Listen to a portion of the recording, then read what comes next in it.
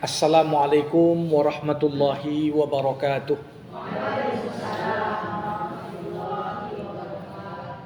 Alhamdulillahi rabbil alamin wa bihi nasta'in ala umuri dunya waddin. Summa salatu wassalam ala khairi man ba'athahu Allah rahmatan lil alamin. Sayyidil anbiya'i wal mursalin Rasulullah Muhammad sallallahu alaihi wasallam wa ala alihi wa ashabihi ajma'in. Allahumma allimna ma yanfa'una wanfa'na bima 'allamtana wa zidna ilma innaka antal alimul hakim. Ibu-ibu, para hadirin jamaah pengajian yang dirahmati Allah, syukur alhamdulillah tak hentinya lisan kita ini memanjatkan puja dan puji atas segala karunia yang Allah limpahkan untuk kita semua. Hanya beberapa hari menjelang datangnya bulan suci Ramadan, Allah masih perkenankan kita untuk dapat berhimpun di majelis ini. Salawat berangkaikan salam kita hadiahkan kepada Rasulullah.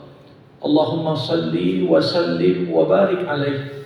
Harapan kita semoga kita semua masuk dalam kelompok pengikut baginda yang mendapatkan syafaat nantinya. Jamaah rahimakumullah, hari ini kita akan mengkaji firman Allah di surah Ali Imran, dari mulai ayat 102 hingga ayat 105. Dan tentunya sebagaimana kebiasaan kita, saya mintakan kepada salah seorang jamaah berkenan membacakan ayat yang akan kita tafsirkan hari ini, dan nanti perwakilan lainnya membacakan terjemahannya. Dipersilahkan surah Ali Imran, surah ketiga, ayat 102 hingga ayat 105. Dipersilahkan.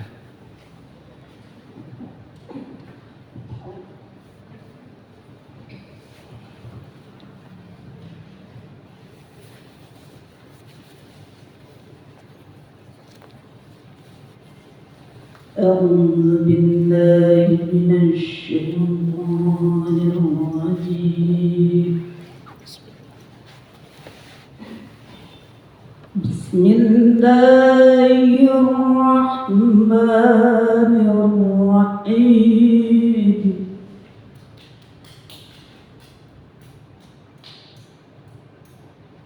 واعتصموا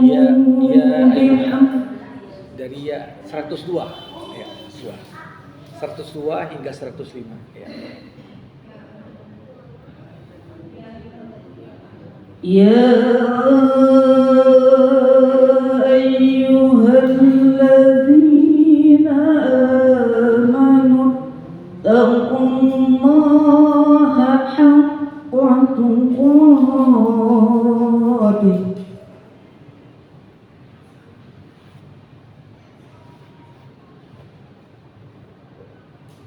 يا أيها الذين آمنوا اتقوا الله حق تقاته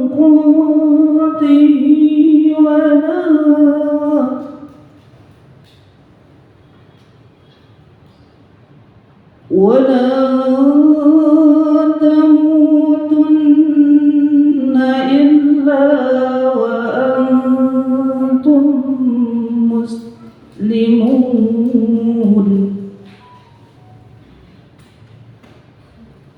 واعتصموا بحبل الله جميعا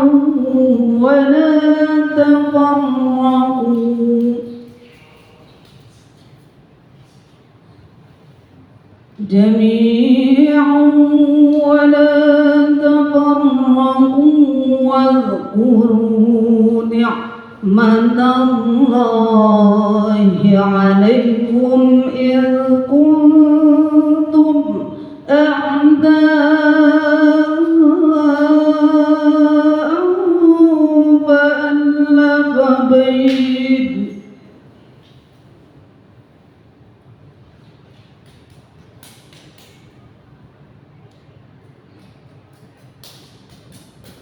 فألف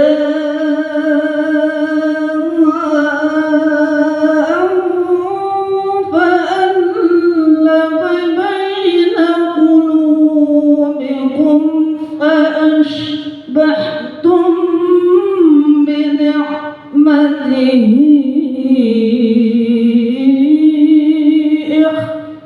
إخوانا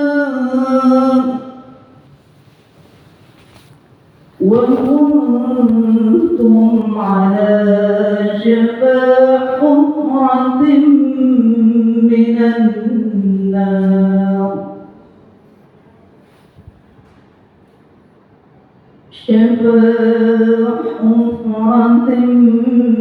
من النار فأنقذكم منها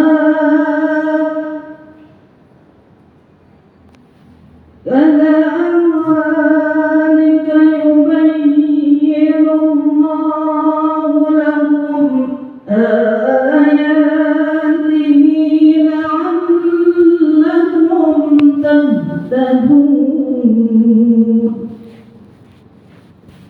ولتكن منكم أمة يدعون إلى الخير ويأمرون بالمعروف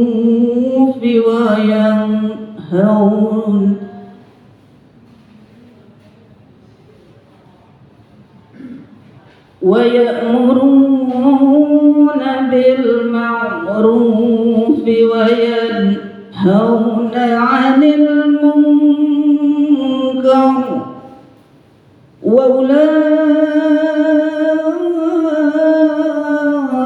وأولئك هم المفلحون ولا تكونوا كالذين تفرقوا واختلفوا من بعد ما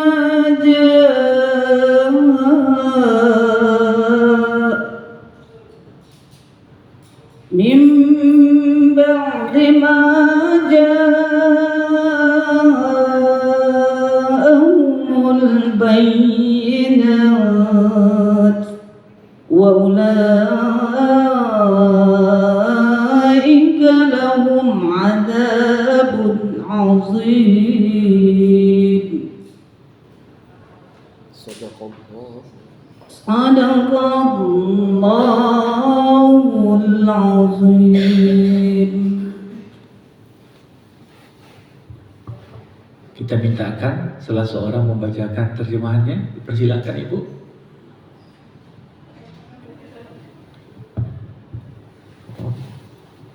Wahai orang-orang yang beriman, bertakwalah kepada Allah sebenar-benar takwa kepadanya, dan janganlah kamu mati kecuali dalam keadaan muslim.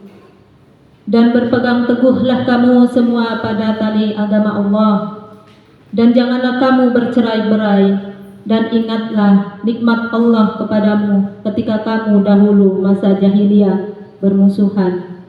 Lalu Allah mempersatukan hatimu, sehingga dengan karunia-Nya kamu menjadi bersaudara. Sedangkan ketika itu kamu berada di tepi jurang neraka, lalu Allah menyelamatkan kamu dari sana. Demikianlah Allah menerangkan ayat-ayat-Nya kepadamu agar kamu mendapat petunjuk.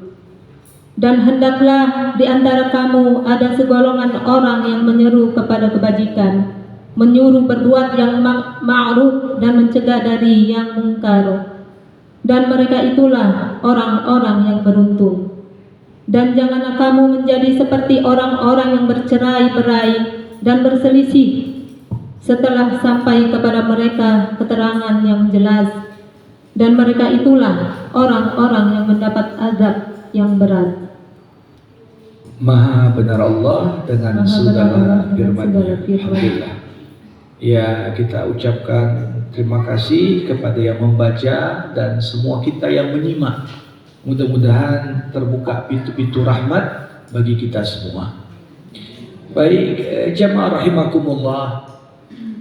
ayat-ayat yang tadi dibaca ini termasuk di antara ayat-ayat yang mungkin sering dibacakan dalam perayaan Hari Besar Islam atau di momen-momen kita berkumpul. Bahkan ayat 102 ini selalu dipesankan oleh setiap khatib dalam khutbah Jumatnya untuk disampaikan kepada para jemaah. Ya.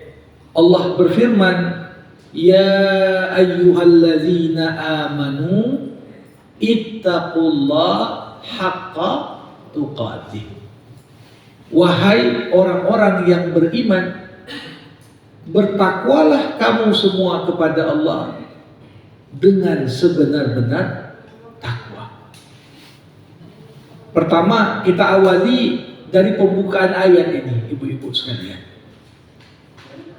Kalau kita dipanggil Allah, itu pastinya sebuah keistimewaan, Bu, ya. Karena mereka yang dipanggil Allah artinya orang-orang yang dekat dengan Allah. Orang yang jauh dari Allah, apa mungkin Allah panggil? Enggak. Makanya dalam Al-Quran kita temukan lebih dari 100 ayat diawali dengan kata-kata ya ayyuhalladzina amanu, tapi tidak ada satupun ayat yang diawali dengan ya ayyuhalladzina kafaru, ya, kecuali satu ayat. Bayangkan orang-orang yang beriman dipanggil di 100 ayat lebih, orang-orang kafir itu dipanggil hanya dalam satu ayat, ya ayyuhalladzina kafaru. Itu pun Allah memanggil mereka bukan di dunia, tapi nanti ketika orang kafir dipersilahkan masuk ke dalam neraka, Allah panggil, wahai orang-orang kafir, la ta'tadzirul yaum, jangan banyak alasan lagi kalian.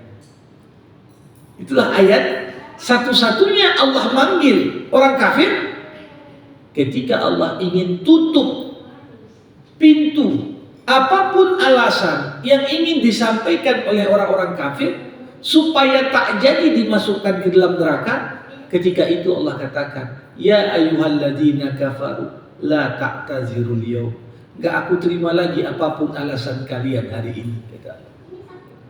Nah,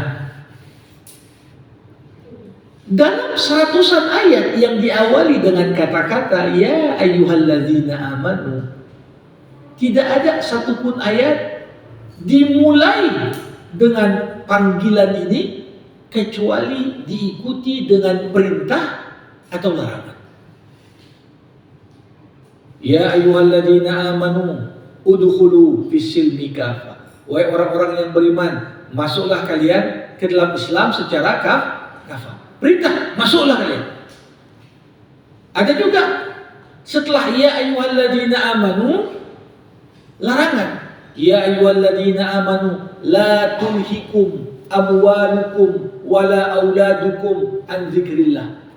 Wahai orang-orang yang beriman, jangan hartamu, jangan anakmu buat engkau lalai dari mengingat Allah.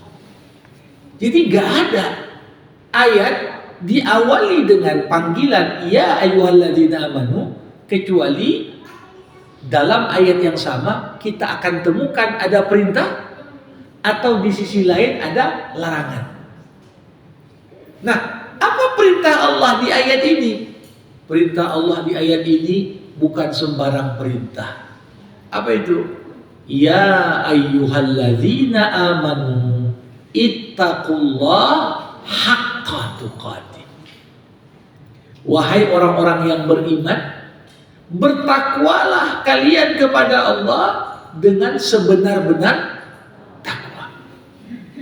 Jadi di sini bukan sekedar takwa, Allah minta sama kita sebenar-benar takwa. Nah, arti takwa itu apa, Ibu-ibu? Kita bentar lagi puasa. Saat Allah Subhanahu wa taala nyuruh kita puasa, kutiba alaikumusiyam kama kutiba alal ladzina min qablikum la'allakum tattaqun. Kalian diperintahkan puasa supaya kalian bertakwa. Jadi apa arti takwa itu sendiri? Dalam bahasa Arab, takwa itu diambil dari akar kata waqa yaqi wiqayah, artinya melindungi. Jadi orang yang bertakwa secara bahasa artinya orang yang terlindungi dari sebab-sebab yang membuat Allah murka kepadanya. Kalau kita bekerja di sebuah perusahaan, beberapa bulan pertama di perusahaan itu pasti kita belajar apa yang disenangi oleh pimpinan, apa yang dibenci oleh pimpinan. Kalau kita tahu apa yang disukai oleh pimpinan, apa yang dibenci, yang disukainya kita kerjakan, yang dibencinya kita hindari, bisa dipastikan keberadaan kita di sana akan nyaman. Karena kita tahu apa yang nggak disukainya. Seorang anak, kita dibesarkan, dididik oleh orang tua kita, pasti anak belajar selama dididik apa yang disukai ayah maknya, apa yang nggak disukai ayah maknya.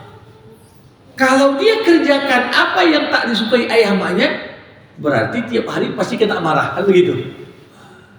Coba bayangkan, jamaah rahimakumullah, kita tinggal di buminya Allah, menikmati segala fasilitas yang Allah berikan pada kita.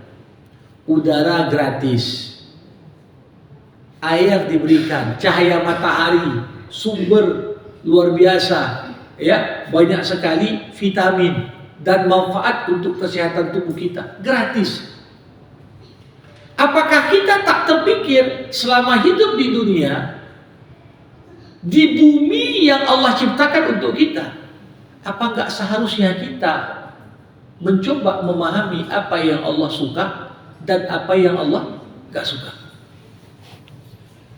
Jadi ketika Allah katakan, wahai orang-orang yang beriman, yang kalian yakin aku ini maha adil, yang kalian yakin aku ini maha bijaksana, yang kalian yakin aku ini maha pengasih lagi maha penyayang.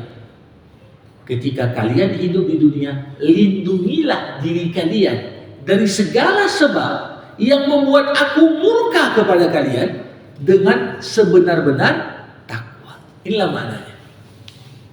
Makanya kalau dalam khutbah Jumat selalu para khatib mengatakan takwa itu mengerjakan apa yang Allah perintahkan, meninggalkan apa yang Allah larang. Itu makna takwa. Ibu-ibu, pernah suatu ketika sahabat Utsman bin Affan radhiyallahu anhu ditanya, apa itu takwa Utsman? Apa maksud dari bertakwalah kau kepada Allah dengan sebenar-benar takwa? Apa kata Utsman? Utsman mengatakan, ayyuta'a fala yuqsa wa an yuzkara fala yunsa wa an yushtara fala yukfar. Kalau kita mau bertakwa kepada Allah dengan sebenar-benar takwa, caranya apa? Patuhi Allah, jangan langgar aturannya. Ingat Allah, jangan kita lupakan Allah.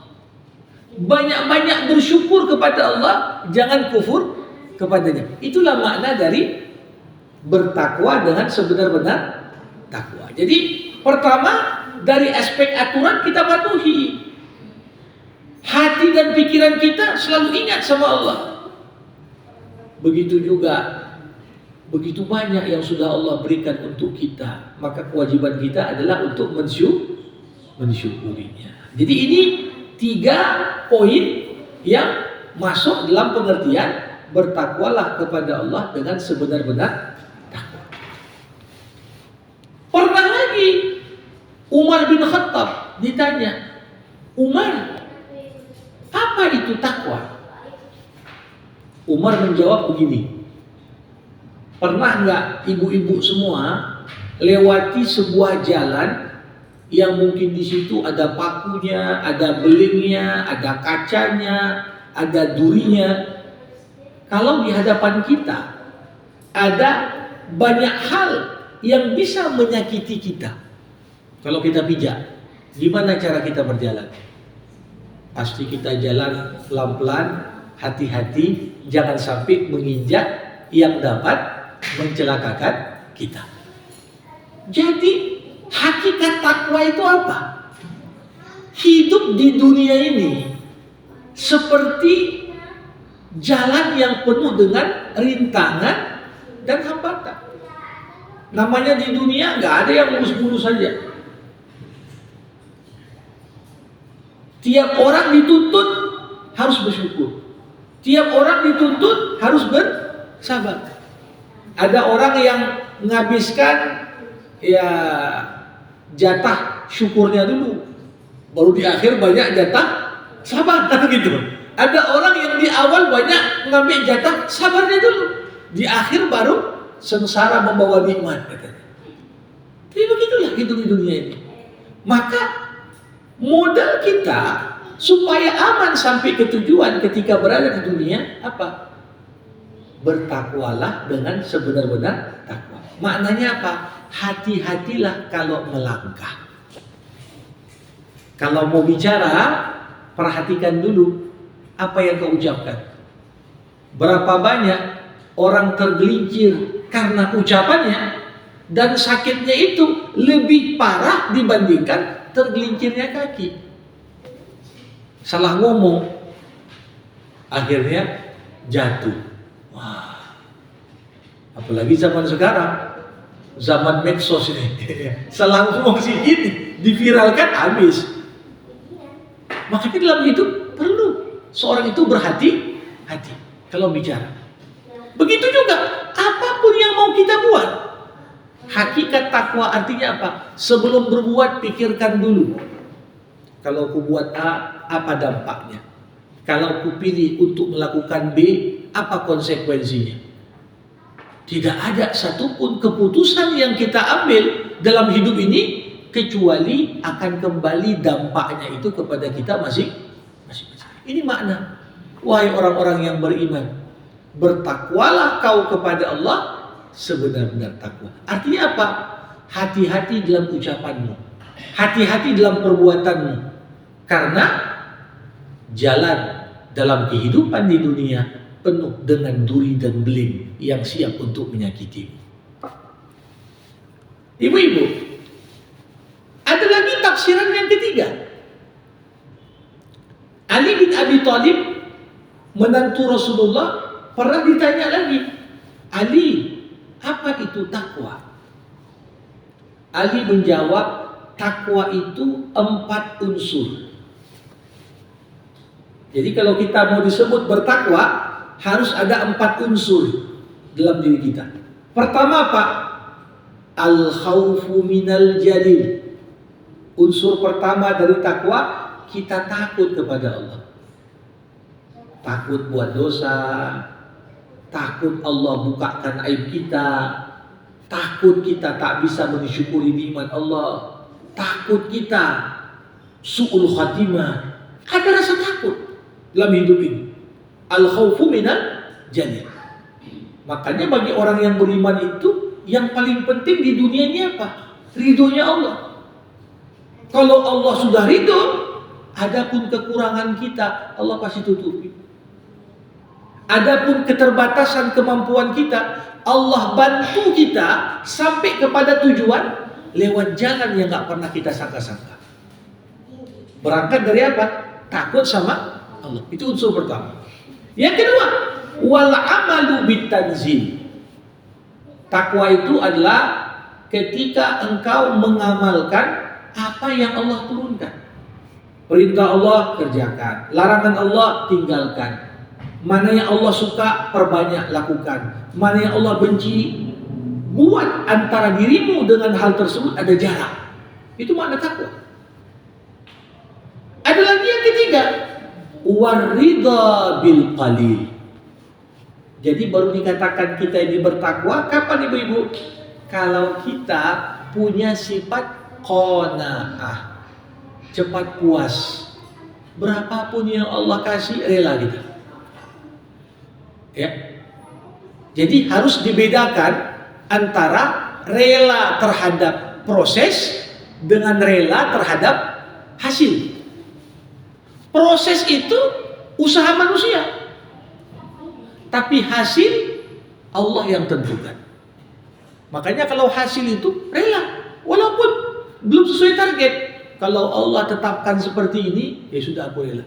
Tapi kita boleh tak rela dalam proses. Aku merasa prosesnya masih kurang ini, penelitiannya kurang baik ini.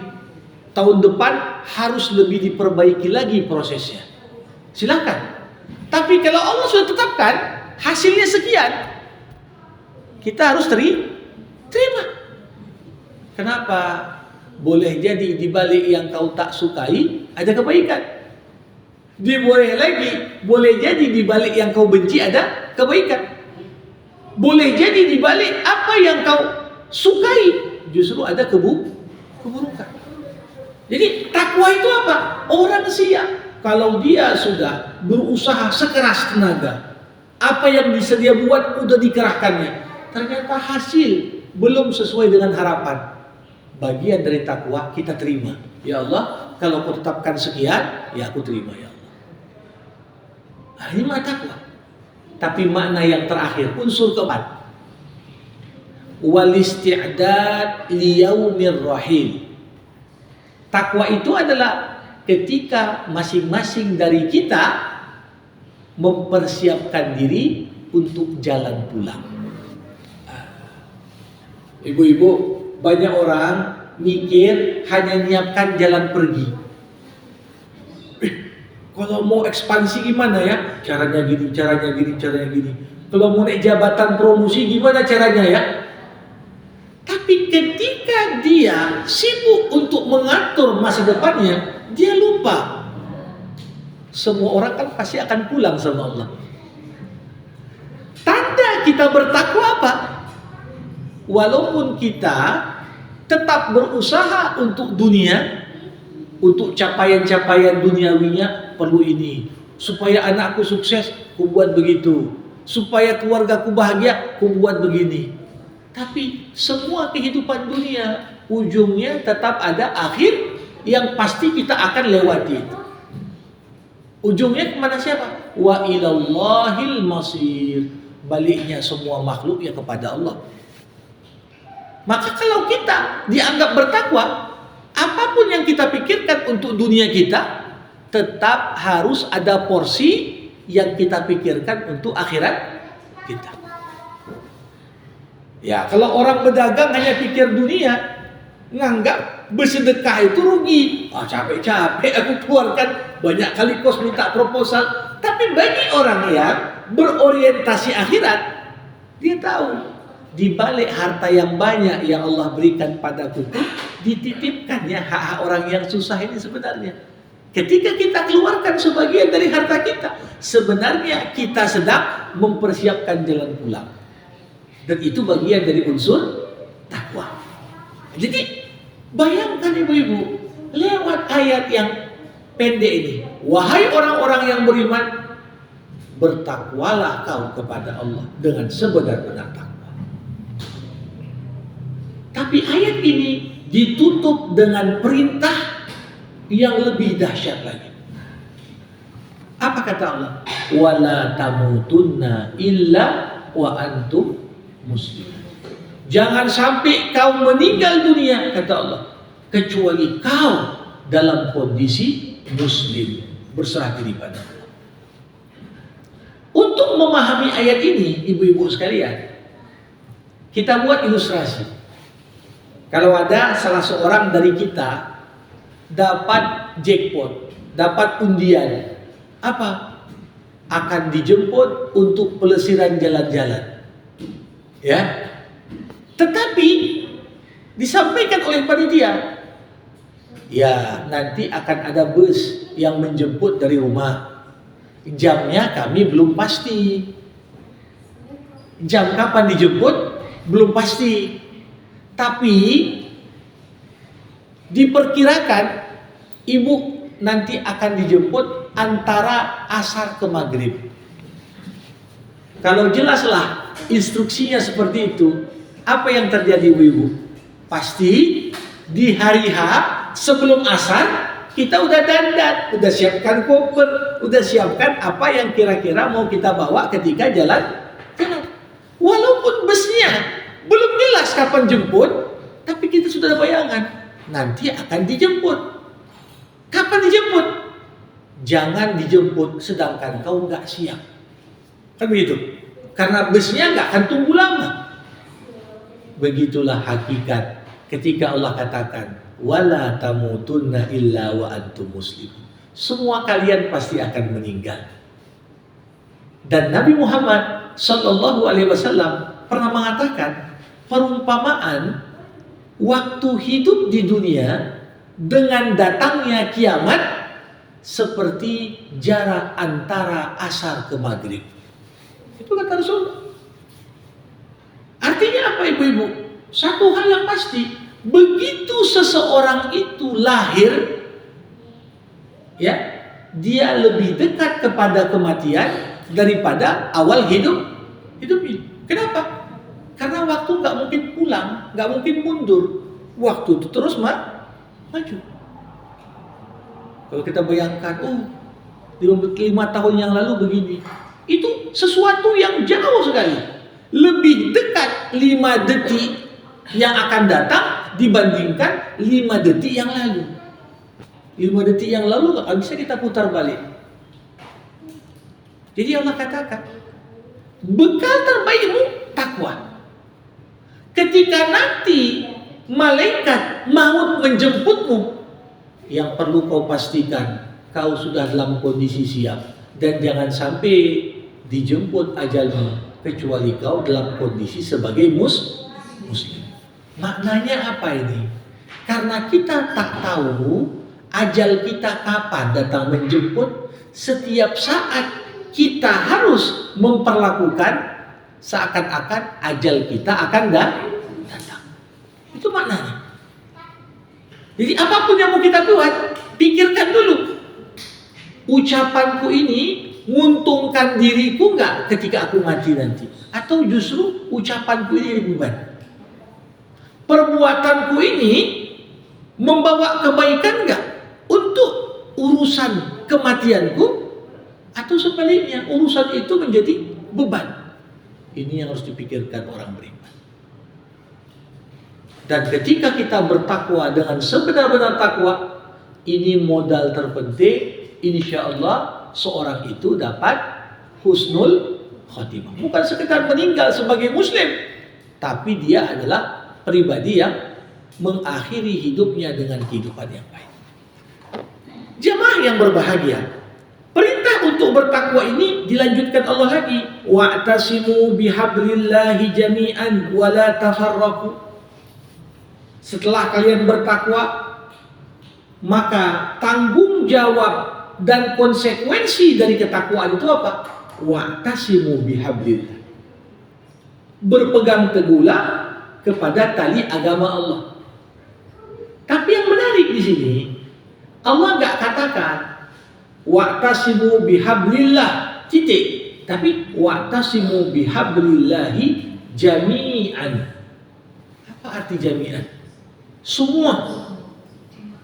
Jadi buah dari berpegang teguh kepada aturan Allah ini hanya bisa kita petik kalau kita mengerjakannya secara keseluruhan. Saya pernah sampaikan begini ibu-ibu. Ada orang misalnya punya iPhone terbaru. Apalah nilai smartphone paling canggih kalau yang punya smartphone cuma dia? Kawan-kawannya nggak punya HP semua. Kira-kira ada manfaat nggak? Enggak. Kapan handphone itu bermanfaat? Ketika orang-orang dekat sama kita semuanya punya handphone. Fungsi pertama handphone adalah untuk komunikasi. Mau yang HP murah, mau yang mahal, mau yang edisi terbatas dan apapun namanya, tetap manfaatnya kapan? Kalau semua orang punya handphone, baru bermanfaat. Maka begitu juga kita menjalankan aturan agama Islam ini. Kalau yang menjalankan orang Islam, ajaran Islam ini dari 8 miliar manusia, ada 2 miliar orang Islam.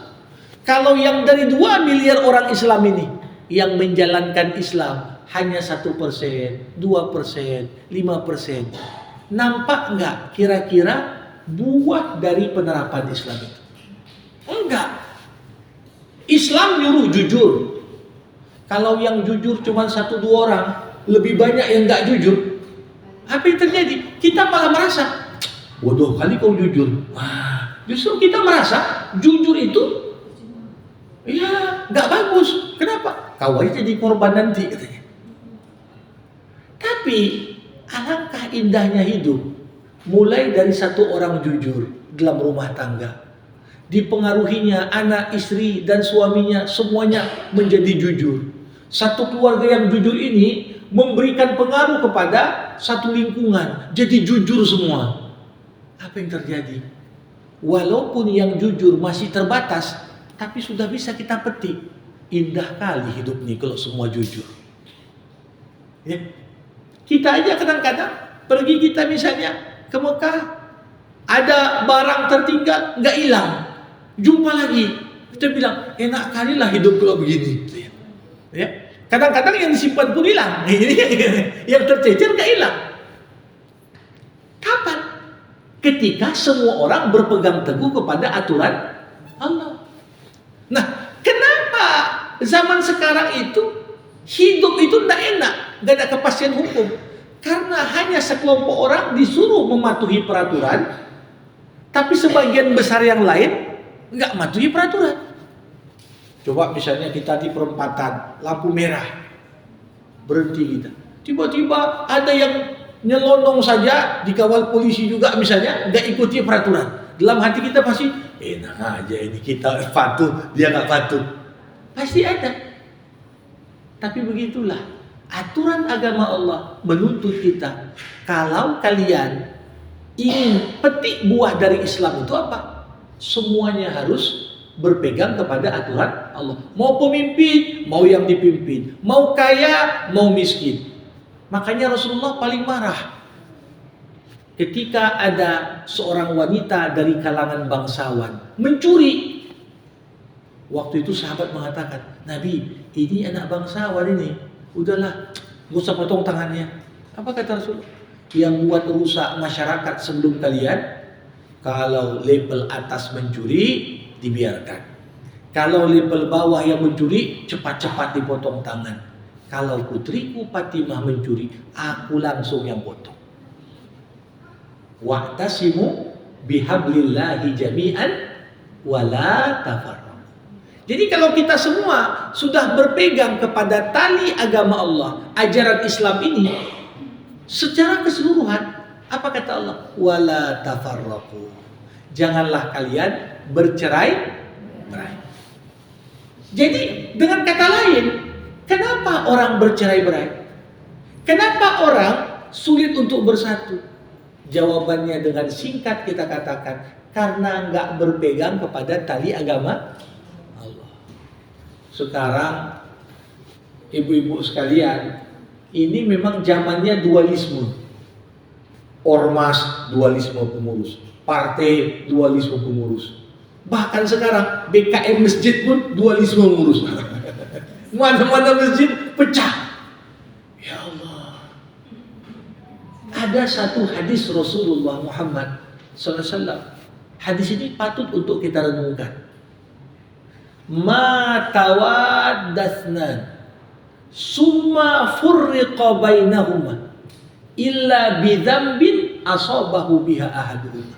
Tidaklah ada dua orang yang saling dekat. Kalau bahasa kita sekarang bestian lah ya, besti betul, erat hubungan, ini teman karib. Tiba-tiba hubungan kedua dari teman dekat ini rusak. Fafurriqa bainahuma. Lantas gara-gara sesuatu, salah pahamkah, miskomunikasikah, akhirnya menjadi renggang, menjauh, bahkan terputus. Apa kata Rasul? illa bidzambin asabahu biha ahaduna. Taklah putus persahabatan itu kecuali karena dosa, baik dikerjakan keduanya atau salah satu dari kedua. Itu baru kita mengukur konteksnya kecil. 2 orang tiba-tiba pecah kongsi. Kenapa? Karena nggak jaga komitmen berpegang kepada tali agama Allah. Begitu juga dalam konteks rumah tangga. Walaupun beragam hal disampaikan di pengadilan. Kenapa cerai? Oh, ini nggak nafkahi. Atau yang lain mengatakan, oh ini nggak peduli. Ujung-ujungnya kalau dikaji lagi, kenapa hubungan yang dulu harmonis dan intim tiba-tiba rusak? Kalau mau jujur, karena ada dosa yang dikerjakan keduanya atau salah satu dari pasangan suami istri. Pasti itu. Nah, jadi di sini Allah katakan, berpegang teguhlah pada tali agama Allah. Kalau kita semuanya pegang, begitu agak ribut, berbeda pandangan, ayo kita tanya gimana aturan agamanya. Suami istri mungkin ribut masalah A, masalah B, pendidikan anak atau yang lain. Ayo tanya gimana aturan agama tentang masalah ini. Kalau kita sama-sama komit, insya Allah gak ada perselisihan yang gak terselesaikan. Tapi problemnya apa? Ketika Allah suruh kita bertakwa, kemudian Allah suruh pegang tali agama Allah, aturan Allah gimana? Kalau kita nggak mau komit dengan aturan Allah, barulah lahir wala tafarraq, berselisih. Nah, gimana cara kita meminimalisir supaya perpecahan dan tercerai-berai itu bisa potensinya kita kecilkan dalam kehidupan kita? Allah katakan, wadhkuru nikmatallahi alaikum idh kuntum a'da'an fa'allafa baina qulubikum fa asbahtum bi ni'matihi ikhwana. Coba ingat lagi. Coba napak tilas, ingat masa lalu. Gimana orang-orang, gak usah jauh-jauh lah. Mungkin kita semua yang berhadir, alhamdulillah, konsisten tiap pengajian berhadir kita di sini. Kalau ditanya, siapa yang menyatukan hati kita untuk bisa mengaji? Apakah orang datang mengaji karena motivasi duniawi? Ada yang bagi sembako atau ada yang bagi sesuatu yang sifatnya duniawi? Nggak ada. Dari jauh-jauh, bahkan dari Binjai, dari mana-mana lokasi datang. Siapa yang menautkan hati itu? Allah. Maka ingatlah nikmat Allah ketika Allah persaudarakan kita. Fa asbahtum bi ni'matihi ikhwana. Jadi Allah yang menautkan hati. Dan ini sesuatu di luar kuasa manusia. Ibu-ibu, ya memang kita nggak pungkiri yang namanya materi bisa memberikan pengaruh. Tapi tidak semua orang dapat dipengaruhi juga dengan materi. Ada orang tulus ikhlas, kumpul, disuruh kumpul mana? Datang dia. Ada dibayarin nasi bungkus? Nggak ada. Kenapa kok kemari? Ya, terpanggil hatiku. Siapa yang dorong itu? Di sini yang ayat tadi mengatakan. Dan ini isyarat dari Allah Subhanahu wa taala kepada kita tentang bagaimana dulu persaudaraan luar biasa yang terjalin antara kaum muhajirin dan ansor. Kalau ditanya, ada nggak hubungan famili antara muhajirin dan ansor? Nggak ada, nggak kenal pun. Baru kenal begitu sampai orang muhajirin di Madinah. Nabi persaudarakan. Kau saudaramu sekarang si bulan, kau sekarang saudaramu si bulan. Dan cintanya kepada saudaranya se-Islam lebih besar daripada cintanya kepada saudara kandung yang belum se-Islam. Ini kan luar biasa. Ibu-ibu, dalam sejarah pernah ada sebuah momen haru. Dan momen itu betul-betul ujian persaudaraan dibangun atas dasar karena Allah. Kita tahu orang Muhajirin, mereka berhijrah ke Madinah. 8 tahun orang Muhajirin tinggal di Madinah. Kenapa? Ya waktu itu Mekah masih pusat kemusyrikan, pusat pentolan orang-orang kafir. Tapi tahun ke-8 Rasulullah bawa 10.000 pasukan berhasil membebaskan kota Mekah. Waktu itu apa? Orang-orang Muhajirin senang betul karena aset-aset mereka yang dulu ditahan dan dibekukan oleh orang-orang kafir Quraisy, sekarang mereka kuasai balik. Jadi semua orang Muhajirin dapat harta. Tapi waktu itu agak ada sedikit perasaan kecewa dari orang Ansor. Mereka ikut perang, tapi tidak dapat bagian apa-apa. Muhajirin dapat tanah sekian, hewan ternak sekian. Orang Ansor nggak dapat apa-apa. Ketika itu nampak di wajah orang-orang Ansor rasa kecewa yang luar biasa besar. Akhirnya Nabi Muhammad menyadari, orang Ansor ini kok begini ya? Ditanyalah, ada sahabat Nabi namanya Sa'ad bin Mu'az, pemimpin orang Ansor. Sa'ad, gimana sikapmu? Dijawab oleh Sa'ad, aku gak berbeda dari kaum. Kami kecewa, aku pun kecewa juga. Ketika itu Nabi Muhammad SAW di depan orang Muhajirin dan Ansor dikumpulkan oleh Nabi semua di depan Ka'bah. Apa kata Nabi? Nabi menjawab begini, wahai saudara-saudaraku dari golongan Ansor, aku datang kepada kalian di saat aku didustakan oleh orang-orang.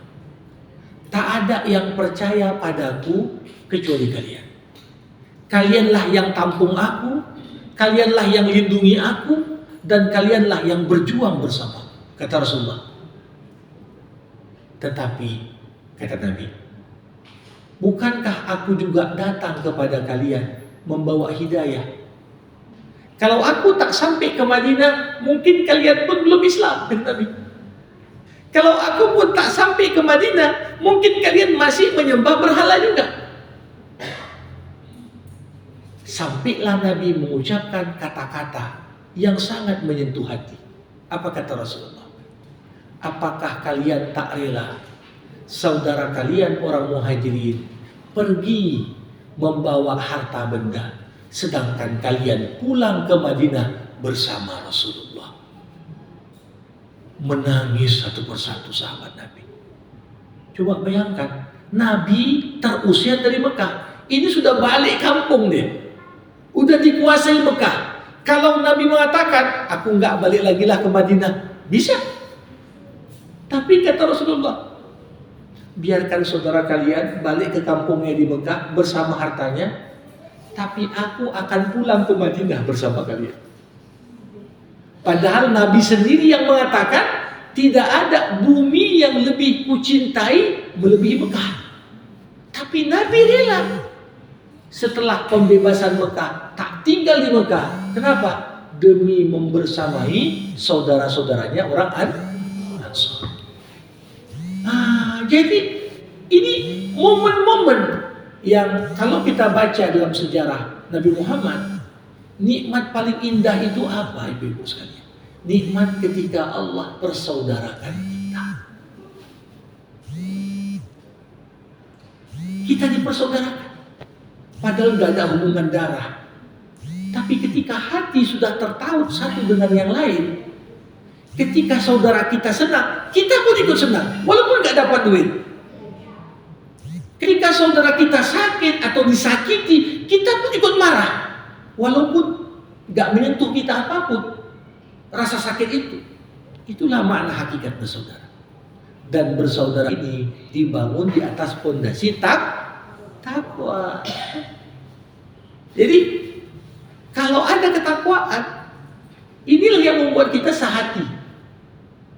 Makanya saya tak berlebihan untuk mengatakan, ibu-ibu, mengatur 1000 orang bertakwa lebih mudah daripada mengatur 10 orang tak bertakwa. 1000 orang bertakwa lebih mudah diatur. Kenapa? Semua pegangannya sama. Wa'tasimu bihablillahi jami'an. Coba kita ingat 2017 ketika ada penistaan surah Al-Maidah.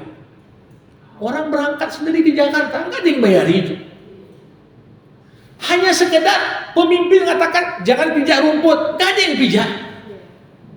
Padahal yang kumpul di situ jutaan orang, lebih dari berkumpulnya orang saat haji. Coba, apa yang menyatukan? Kenapa kok tertib? Kenapa kok itu dia? Karena datang semua sama, berpegang kepada aturan Allah. Coba bayangkan 10 orang tak bertakwa, lebih susah ngaturnya. Karena tidak ada satu aturan yang jelas yang kita semua tunduk kepadanya. Nah, apalagi kalau 1000 orang tak bertakwa, kan gitu. Apalagi 250 juta orang tak bertakwa, lebih berat lagi. Apalagi 2 miliar manusia nggak bertakwa, lebih kacau lagi. Jadi sebenarnya bisa kita katakan sekarang ini kenapa umat Islam banyak dari sisi kuantitas, tapi kenapa tidak disegani? Kalau meminjam hadis Rasulullah, Nabi berkata, kalian banyak, tapi macam buih di lautan, terombang-ambing ke sana kemari tanpa ada sesuatu yang menyatukan. Nah, untuk itulah ibu-ibu, Allah katakan di kelanjutan ayat, wa kuntum ala syafa hufratin minan nar fa anqadhakum minha. Dulu kalian berada di sisi penghujung neraka jahanam. Kalian semua saling perang satu dengan yang lain. Kekufuran kalian membuat kalian saling memusuhi satu dengan yang lain. Tapi apa? Allah selamatkan kalian dengan memberikan nikmat hidayah. Nikmat hidayah inilah yang mempersatukan kita. Dan dikatakan, kadzalika yubayyinullahu lakum ayatihi la'allakum tahtadun. Demikianlah Allah terangkan supaya kalian mendapatkan hidayah. Wal takum minkum ummatun yad'una ilal khair wa ya'muruna bil ma'ruf wa yanhauna 'anil munkar wa ulaika humul muflihun. Ibu-ibu, kalau tadi dikatakan ketakwaan melahirkan persaudaraan. Persaudaraan inilah yang mempersatukan kita. Pertanyaannya, gimana supaya persaudaraan ini tetap kokoh dan tidak rusak? Ada 3 hal yang menjadi pilar bagaimana persatuan dan persaudaraan ini bisa kita jaga. Pertama apa? Jadilah kalian umat yang ciri pertamanya apa? Yad'una ilal khair. Ciri kita apa? Semua dari kita harus punya visi yang sama, ngajak pada kebaikan. Jadi kalau makanya zaman sekarang ini kan banyak lahir komunitas-komunitas. Komunitas itu satu kelompok yang menghimpun orang karena punya kecenderungan yang sama. Mungkin hobinya sama, atau suka klub bola yang sama, atau ya apapun kesukaan yang sama bisa menyatukan kita. Nah, orang-orang yang beriman visinya sama, disatukan oleh komunitas yang namanya umat. Umat ini apa cirinya? Pertama, suka menyeru pada kebaikan. Jadi kalau ada sesuatu bermanfaat, kita nggak mau manfaat itu untuk diri kita aja. Misalnya ada ya buku bagus atau ada kajian bagus, kita kasih tahu, aku udah ngaji di situ, yuk ikut yuk sama-sama, terbuka untuk umum kok, itu boleh. Orang yang bertakwa tak ingin memonopoli kebaikan hanya untuk dirinya, tapi ketika dia bisa menjadi perantara sampainya kebaikan untuk orang lain, senang dia. Nah, ini salah satu ciri penting bagaimana ketakwaan itu bisa membentuk yang namanya persatuan. Yang kedua, wa ya'muruna bil ma'ruf, bukan hanya mengajak pada yang baik, mengajak pada Islam, tapi menyuruh kepada yang ma'ruf. Kumpul-kumpul begini, pas pula ada satu orang punya, ini kita mau ada bakti sosial. Kau bisa bantu apa? Aku bantu ini, aku bantu ini. Dari satu pikiran yang kecil jadi sebuah gerakan. Kenapa? Karena kita tidak ragu untuk menyuruh untuk berbuat yang baik. Dan memang itulah arti saudara. Saudara, ketika ada kebaikan, jangan kita nggak ajak orang lain untuk sama-sama melakukan kebaikan itu. Sebaliknya, wa yanhauna 'anil munkar. Makna bersaudara apa? Kalau ada yang tak baik, yang tak bagus, kita bilangkan kepada saudara kita. Ya, problemnya zaman sekarang ini apa, Ibu? Banyak orang mau negur, nanti dia marah sama saya. Nanti jadi kerjaan. Udahlah, itu kan urusan dia, bukan urusan saya. Padahal cerminan persaudaraan yang sebenarnya itu kapan? Ketika kita tak ingin saudara kita jatuh pada sesuatu yang buruk yang kita tahu konsekuensinya. Makanya Nabi Muhammad SAW kan pernah mengatakan, kita ini semua seperti orang yang sedang naik kapal. Kalau naik kapal, ada yang di bagian atas, ada yang di bagian bawah. Kalau yang di bagian bawah kapal, berpikirnya begini dia. Setiap kali mau ngambil air, harus ke atas. Ngerepotin yang di atas. Udahlah, supaya gak ngerepotin, kita lubangi aja dari bawah. Kalau kita yang di atas merasa repot, udahlah, itu kan urusan yang di bawah itu. Yang penting gak ngerepotin kita kalau ke atas. Apa yang terjadi? Kesalahan 1, 2, 3, 4 dan terus akumulatif akan terus membesar. Kalau nggak kita cegah, yang terjadi apa? Kapal akan karam, tidak hanya menenggelamkan yang membolonginya, tapi kita yang diam pun ikut akan karam bersamanya. Begitulah. Jadi agama ini jangan begitu dinasihati langsung kita cap itu haters itu. Enggak, belum tentu. Ya, dia bukan benci, dia mungkin sampaikan sesuatu yang boleh jadi, ya, itu menyelamatkan kita. Karena banyak orang merasa yang baik itu apa? Yang memuji dia. Tapi begitu mengingatkan sesuatu, langsung kita jaga jarak. Kok gini ya? Kok gitu ya? Nah, ini sesuatu yang tidak dibenarkan. Nah, untuk itulah Allah katakan, kalau kita selalu mengajak kepada Islam, menyuruh kepada yang ma'ruf, mencegah dari yang mungkar, kita termasuk dalam kelompok orang-orang yang beruntung. Dan di penutup ayat Allah katakan, wala takunu kalladzina tafarraqu wakhtalafu min ba'di ma ja'ahumul bayyinat wa ulaika lahum adzabun azim. Janganlah kalian menjadi seperti orang yang bercerai-berai, berselisih walaupun keterangan yang jelas sudah sampai. Ibu-ibu, orang berselisih itu dua macam. Kadang-kadang kita berselisih, kenapa? Karena kekurangan informasi. Ada perselisihan karena mungkin si A sudah tahu, si B belum tahu. Berselisihlah kita. Ada yang bilang, oh di tempat itu nggak boleh lagi. Enggak kok, masih boleh misalnya. Si A mengatakan boleh, si B mengatakan boleh. Kenapa? Belum ada informasi yang jelas. Jadi perselisihan karena kurang informasi. Tapi kadang-kadang informasi udah jelas, kok masih bisa berselisih? Kalau informasi sudah jelas, tapi masih berselisih, umumnya penyebabnya itu apa? Karena beda kepentingan. Disitulah sifat hasad, sifat dengki. Maka dari itu bersaudara tidak boleh kita biarkan ada ruangan untuk dengki. Saudaraku tersakiti, aku pun tersakiti. Saudaraku bergembira dan senang, aku pun ikut senang. Sedangkan orang yang dengki, senang lihat orang susah, susah lihat orang senang, ini kan.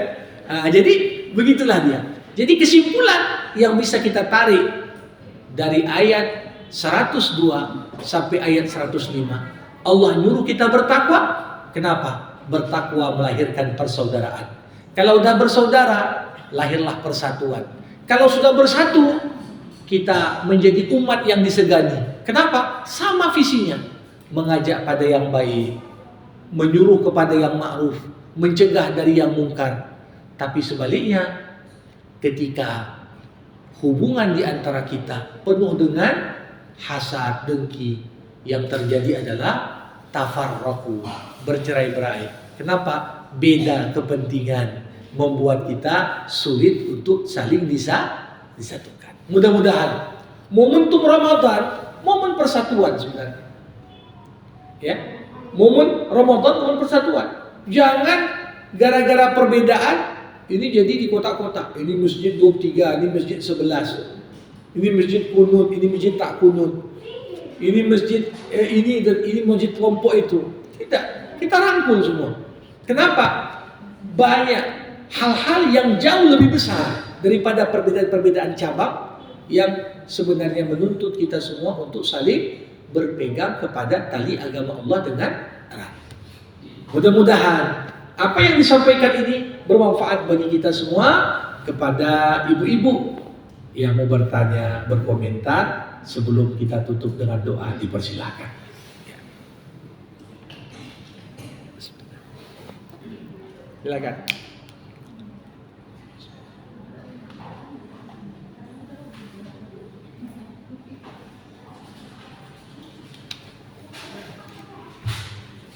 Silakan.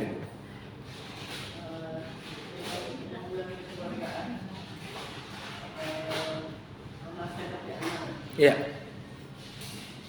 Itu kalau mereka belum banyak lah mengetahui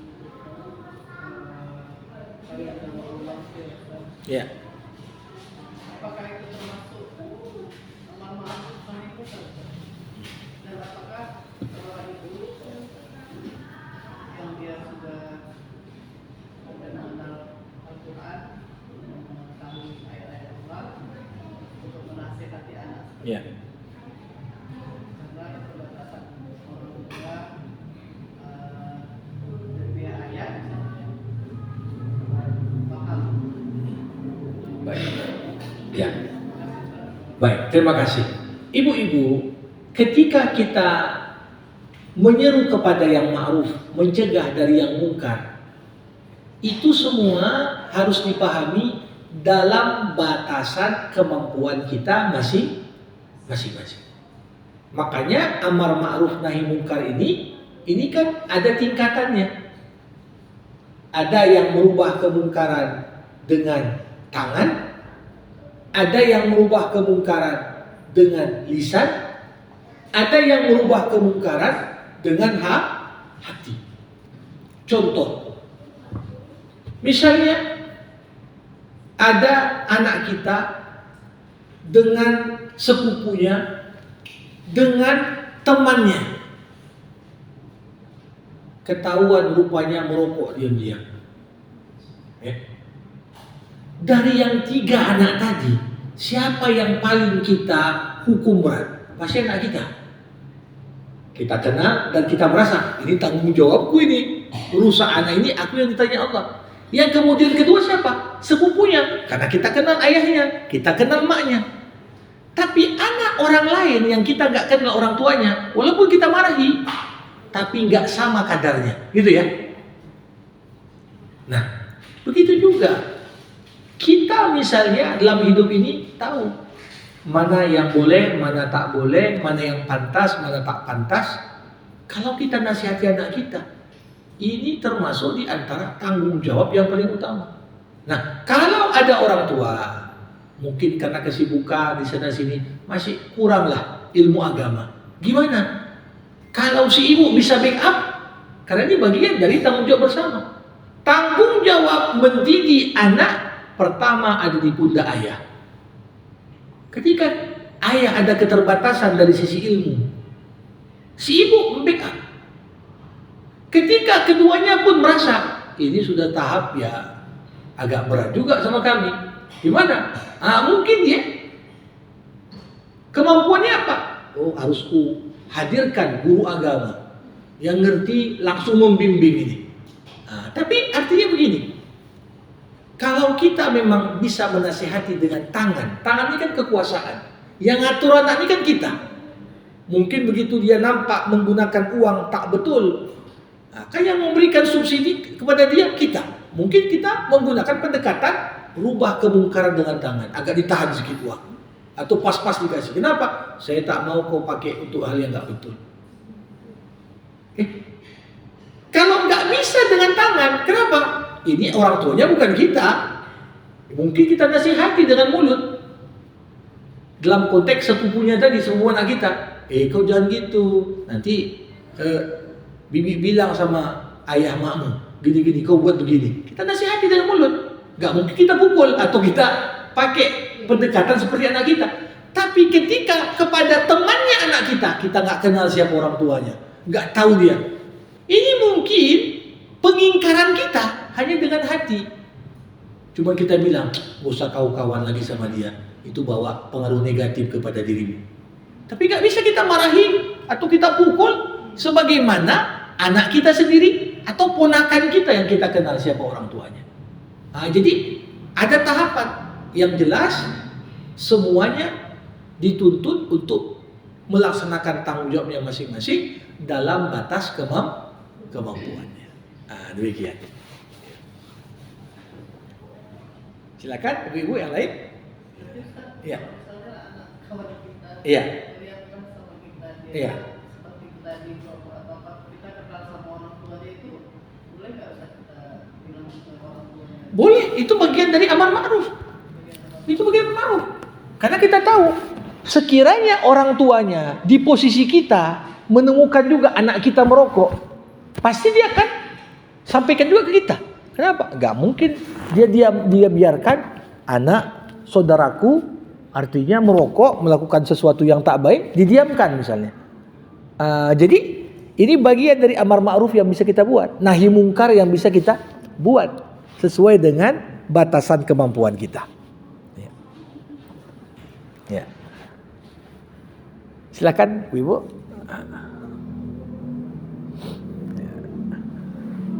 Ya. Ya, silakan. Waalaikumsalam warahmatullahi wabarakatuh.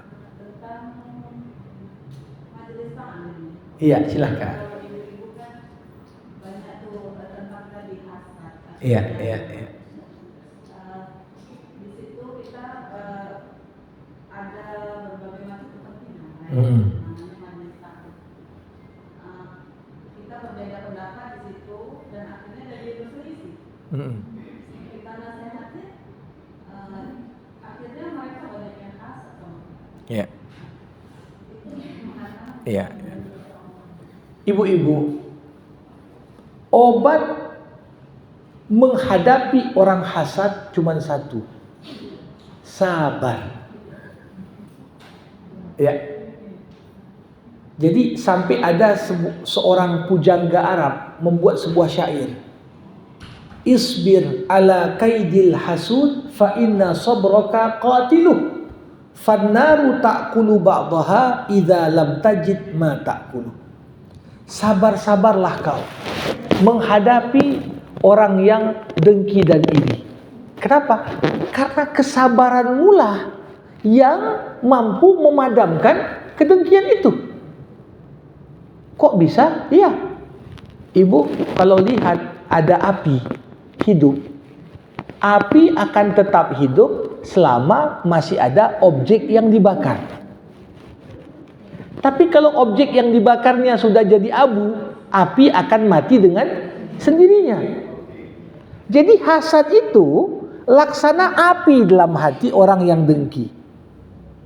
Kalau kita balas kedengkian itu dengan hal lain, itu justru jadi tambahan amunisi objek supaya api hasadnya nggak padam-padam. Tapi justru cara terbaik apa? Walaupun kita pun ada batasan kesabaran, kalau mampu balas keburukan dengan kebaikan, itulah yang cepat memadamkannya. Terakhir, yang bersangkutan akan malu sendiri.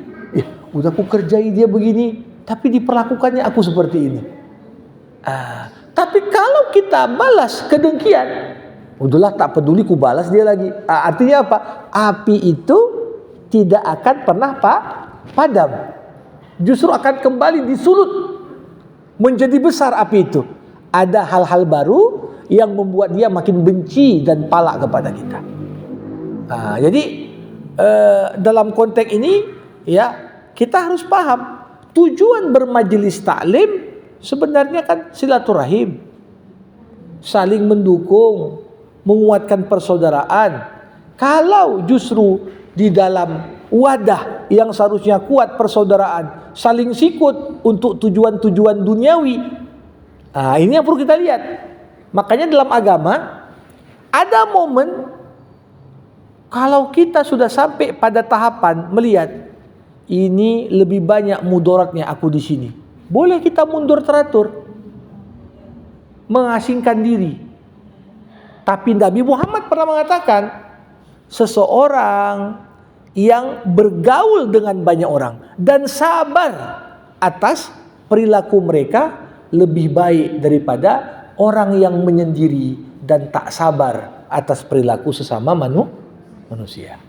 Ada yang perhitungan lah, kalau pas narik jula-jula dia pula yang paling ngotot. Ada macam karakter manusia di situ. Tapi ini justru ya bagian dari pembelajaran bagi kita. Supaya ya kita juga paham warna-warna manusia ini. Antara satu dengan yang lain banyak varian dan ragamnya. Demikian. Baik ibu-ibu, masih ada yang mau bertanya? Silakan. Waalaikumsalam warahmatullahi wabarakatuh.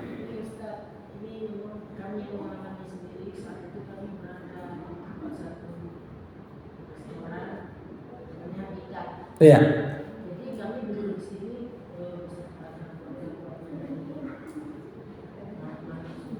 Iya. Iya, iya, iya. Iya.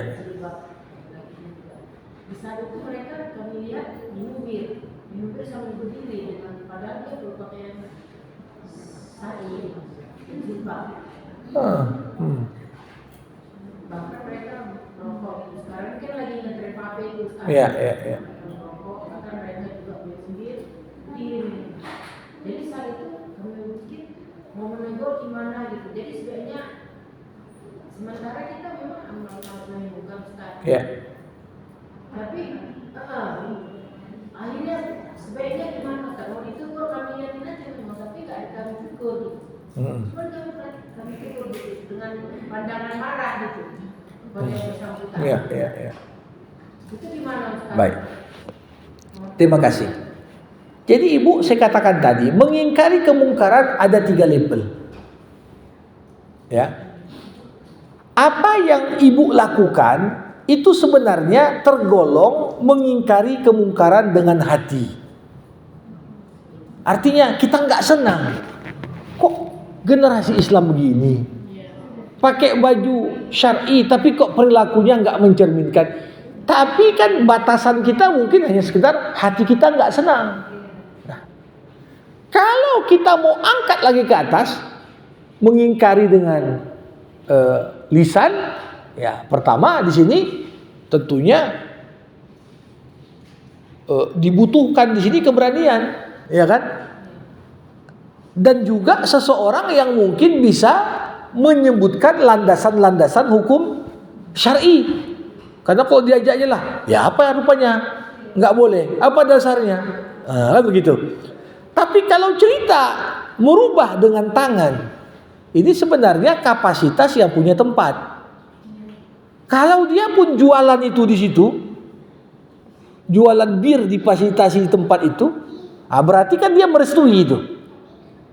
Jadi sikap tegas bisa saja kita nengok dengan tidak senang. Yang kedua apa? Kita sampaikan, kalau memang dibebaskan minuman keras ini, tak akan lagi kami pergi ke tempat ini. Itu juga termasuk ingkar kemungkaran. Karena zaman sekarang yang punya usaha paling takut kalau kena boikot. Ya, paling takut kena boikot. Dan mengingkari kemungkaran itu bisa dengan boikot salah satunya. Coba bayangkan ketika banyak satu persatu usaha bisnis yang milik konglomerasi Yahudi dunia satu persatu mulai tumbang. Ini kan artinya apa? Kekuatan pengingkaran terhadap kemungkaran. Ya, jadi ini bisa dilakukan. Tapi artinya seminimal-minimalnya yang bisa dibuat apa? Mandangi dengan tak senang. Itu artinya apa? Kita buat artinya kalau masih adalah hatinya dia akan nyaman di situ kan begitu. Tapi kalau dia nggak peduli juga, berarti kan ini memang membutuhkan pendekatan yang lebih tegas. Dengan apa? Ada satu yang mengingkari dengan ucapan. Ada siapa yang paling berkompeten? Ya orang yang memungkinkan untuk berdebat. Ya, kalau kita mungkin merasa ilmu kita ini pun belum pas kali ini juga. Artinya dengan yang dilakukan itu sudah bisa. Atau menyampaikan kepada tempat apa memang boleh minum minuman keras di sini. Mungkin pendekatannya nggak langsung sama mereka, tapi sama yang punya tempat. Apa memang dibolehkan begini? Kalau memang dibolehkan ya sudah kami tak jadi di sini. Menunjukkan sikap tegas. Karena ini alasan apa? Kami ini mungkin bawa keluarga, orang melihat minum-minuman keras secara terbuka, ini akan memberikan dampak tak baik.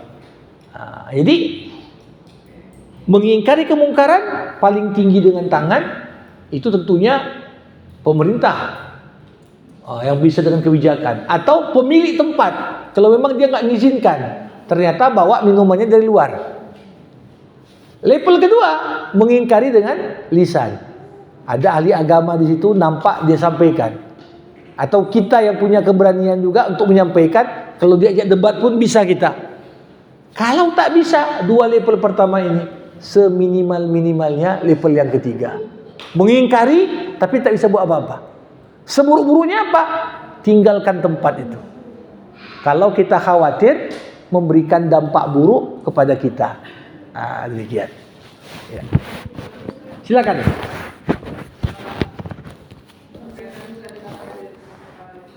Ya. Kita ini memang banyak kegiatan aktivitas yang kita berfokus di alam ma'ruf nahi munkar. Ada beberapa sering kita mendapati pandangan ini juga Ustaz. Ibu-ibu ini, malah kita pernah bertemu salah satu masjid terbesar di Medan ini, karena ibu-ibu ini yang melakukan kegiatan alam ma'ruf nahi munkar Ustaz. Saya mau tanyakan sekarang kasusnya bagaimana ini hal ini. Karena waktu itu disampaikan, udah ibu-ibu amal ma'ruf nahi munkarnya di rumah aja. Ya. Begini. Kalau kita sudah sampai pada tahap gak bisa lagi beramar ma'ruf nahi munkar, barulah berlaku kaedah alaika bi khassati nafsik, yang kau pikirkan keluargamu. Pertanyaannya, apa kita udah sampai separah itu?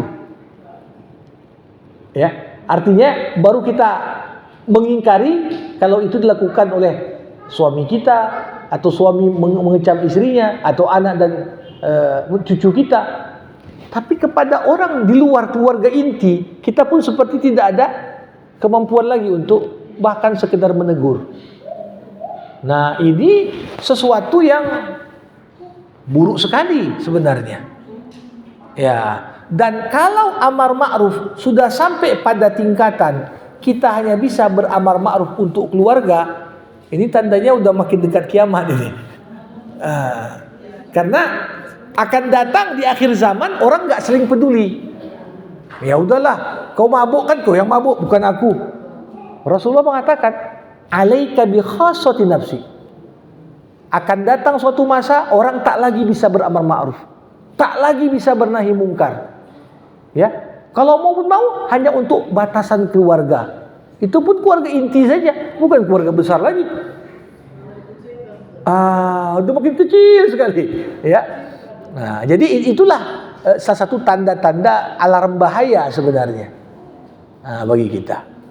Jadi perlu ada sikap yang lebih tepat sebenarnya untuk menyadarkan ketika kita menyampaikan sesuatu sebenarnya itu berangkat dari rasa sayang, dari kepedulian, bukan dari sesuatu yang sifatnya benci atau tak senang. Jadi orang ini kan merasa kalau dinasihati nggak senang sama saya, padahal justru yang menasihati itulah tanda kepedulian dan rasa senang. Demikian dulu. Ya.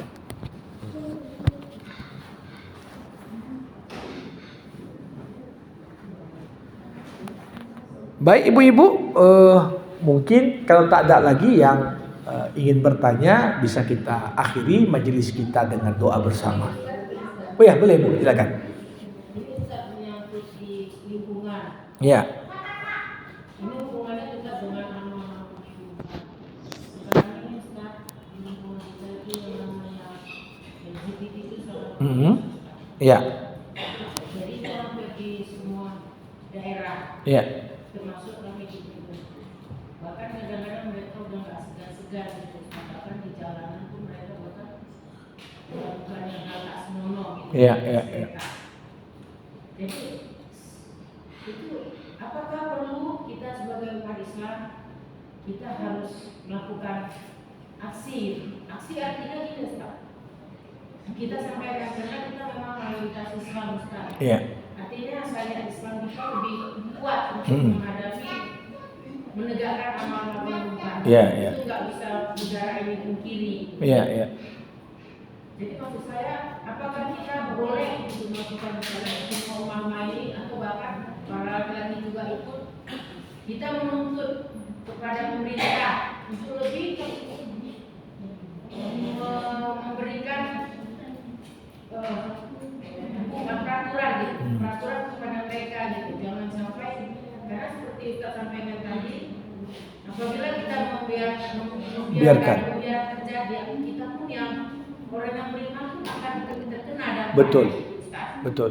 Sementara Ustaz, saya pernah sampaikan sama orang di kampung saya gitu. Saya sampaikan bahwasanya kenapa di saat kita untuk menegakkan amal-amal munkar untuk menyampaikan mereka keluar HAM. Seolah-olah HAM itu lebih tinggi daripada syariat Islam. Ya. Sementara kalau ada maling, kita menjerit maling semua senang gitu. Ya. Karena itu hubungan dengan memang pribadi mereka gitu. Ya. Tapi di saat kita bilang maling ada maling, mereka nggak keberatan kok kalau kita ada semua orang Mengukuli. mengukuli maling itu. Ya. Jadi kembali kepada diri kepada kita Ya. sebagai umat Islam Ustaz. Ya. Apakah yang paling kita harus memang sesuai dengan Ustaz tadi, kita berpegang teguh kepada tali Doa Allah, ya. Allah. Mohon Ustaz penjelasannya. Baik, bagus sekali pertanyaan Ibu. Pertama, memang amar ma'ruf nahi mungkar itu sampai dikatakan para ulama, sekiranya rukun Islam itu ada 6, maka yang ke-6 adalah amar ma'ruf nahi mungkar. Ini menunjukkan apa? Betapa amar ma'ruf nahi mungkar itu perannya sangat strategis untuk keamanan internal umat Islam. Kalau keamanan eksternal itu konsepnya konsep jihad. Ada yang mengganggu kita hadapi dengan berjihad. Tapi di kalangan internal umat Islam, kalau ada kekacauan, gimana penyelesaiannya? Amar ma'ruf nahi mungkar. Nah, tapi harus kita pahami sekali lagi. Aksi misalnya kita buat. Dari satu sisi, apapun yang kita buat, kita juga tak bisa main hakim sendiri. sebagaimana mukuli maling sampai dia udah bonyok, itu sebenarnya secara aturan Islam tidak dibenarkan. Kita menerapkan aturan Islam, potong tangan pencuri, merajam orang yang berzina tanpa mekanisme pengadilan Islam, itu juga nggak boleh. Karena memang itu dibuat aturannya dalam Islam, dilakukan atau dieksekusi oleh pemerintah. Nah, makanya yang perlu untuk tahap paling awal ini disadari, karena kita ini kemudian memang mayoritas masyarakat kita memilih menjadikan negara ini negara demokrasi, ya, maka mau tak mau, ya, ini sebenarnya yang perlu dibangun umat Islam ini apa? Kesadaran siapapun yang bagian legislasi di parlemen, ini memang orang yang punya concern. Kalau enggak, ujungnya siapa saja yang bisa bayar, siapa saja, ujungnya nggak akan ada itu. Dan ketika orang mengeluarkan biaya yang cukup besar hanya untuk masuk ke sana, yang pikirkannya pertama adalah gimana bisa balik modal dengan uang yang sudah banyak dibakarnya, kan begitu. Pasti itu hal yang nggak mungkin kita bisa pungkiri. Nah, jadi memang pada tahapan, kenapa orang kalau main hakim sendiri mukuli maling ini senang? Sebenarnya kalau orang sadar, aturan Islam itu bukan hanya aturan represif, tapi aturannya preventif, mencegah. Tahukah ibu-ibu sekalian, berapa orang yang sempat dipotong tangannya di zaman Nabi gara-gara mencuri? Berapa orang? Kalau baca hadis tentang kasus pencurian di zaman Nabi, itu hanya ada 2 orang yang tangannya dipotong Nabi. Tapi 2 orang tangan dipotong, ratusan tahun kemudian gak ada yang berani mencuri. Kalaupun nanti ada lagi yang mencuri, dipotong 1 orang, jadi pembelajaran sampai berabad-abad. Nah, gimana pula dengan kita yang 300 triliun korupsinya, ya, dihukum 6,5 tahun, walaupun kemudian sudah banding ke 20 tahun, ini masih dibawa lagi ke Mahkamah Agung. Kalau sempat turun lagi, ini kan orang ujungnya hukuman itu tidak akan pernah melahirkan namanya efek jerah. Bahkan yang lebih parah sekarang, ibu-ibu, ini kalau kajian secara akademisi dikatakan penjara atau lembaga pemasyarakatan yang ada sekarang itu diistilahkan school of crime. Orang yang masuk situ malah belajar jadi jahat. Dia masuk karena nyuri ayam, ketemu dengan mafia, oh jadi naik level dia. Ya, jadi orang bukan di penjara bertobat dan insaf, keluar makin lebih parah dan jaringannya pun makin luas. Nah, jadi sekali lagi, jadi kita sangat prihatinkan anak-anak muda begal, rampas barang, bahkan kadang-kadang kasus ya memperkosa rame-rame. Na'udzubillah, ini satu hal yang tak pernah terbayangkan. Tapi realitanya itu terjadi. Kenapa? Intisarinya apa? Karena pelaku tak pernah dihukum yang membuat jerah yang lain. Nah, jadi kasus kalau betul-betul diadili, ya, jadi artinya apa? Banyak orang kalau zaman susah gini, bagus masuk penjara, makan minum gratis ya. Daripada di luar pun susah. Jadi perlu dipikirkan beban untuk itu. Di sisi lain, tujuan hukuman buat orang tak mengulang. Ternyata masih mengulang juga. Berapa banyak orang keluar masuk penjara? Bukan insaf dan tobat ya, makin parah pun. Jadi ini harus menjadi evaluasi bersama. Ya, kalau kita mau buat aksi dalam pengertian apa? Ya, yang perlu didesak itu ya penegak hukum bergerak. Nah, ini kan sekarang satu sisi kalau orang tak ada percaya sama polisi semua bahaya. Tapi sudah sampai dibuat lagu pun ngejek polisi. Wah, ini kan artinya sudah sampai orang tahap frustasi udah. Ya. Jadi tapi begitulah kalau dibilang oknum tapi kok banyak katanya. Jadi hal-hal seperti ini saya kira ini perlu jadi bahan evaluasi semua. Ya, kita sebagai rakyat, pejabat pun ya sudah sampai pada titik jenuh orang semua. Dan bisa saya teringat waktu perang dunia kedua, kita tahu Jerman itu hancur lebur.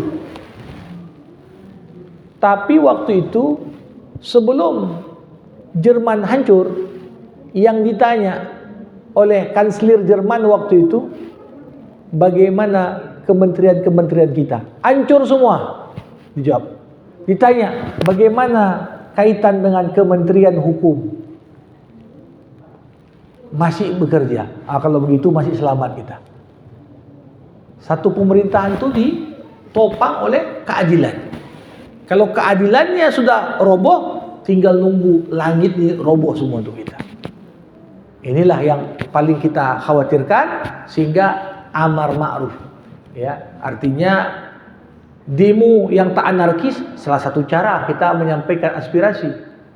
Tapi perlu juga kita sampaikan misi kepada pejabat itu. Diingatkan.